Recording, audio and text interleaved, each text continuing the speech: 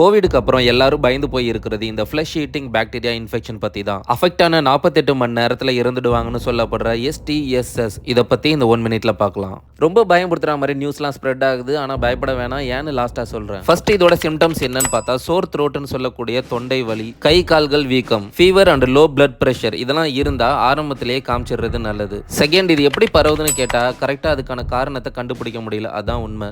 Third, இது புது டிசீஸான்னு கேட்டா கண்டிப்பா இல்ல. வேர்ல்டு வார் 2 சமயங்கள் இது USA அண்ட் UKல காமனா பரவி இருந்திருக்கு. இதுல இருந்து எப்படி தப்பிக்கலாம்னு பார்த்தா ஆறாத காயம் ஏதாச்சும் இருந்தா இமிடியேட்டா ட்ரீட்மெண்ட் எடுத்துக்கோங்க. இதுதான் இந்த பாக்டீரியா உள்ள நுழையறதுக்கான முதல் வழியா இருக்கு. அண்ட் கோவிட்ல இருந்த மாதிரியே ஹைஜீனை மெயின்டைன் பண்ணிக்கோங்க. Like hand wash, mask, sanitiser இதெல்லாம் யூஸ் பண்ண ஆரம்பிச்சிருங்க. ஃபைனலா ஏன் பயப்பட வேணாம்னு சொன்னேன்னா வந்தா என்ன பண்றது, 48 மணி நேரத்துல பாடையை கட்டிடுவாங்க. Life is uncertainty. இதுக்காக பயந்துட்டேவா இருக்க போறீங்க? இந்த வியாதின்னு இல்ல, யாருக்கு வேணா எப்ப வேணா என்ன வேணா நடக்கலாம். சோ பாத்துக்கலாம், பயப்பட வேணாம்.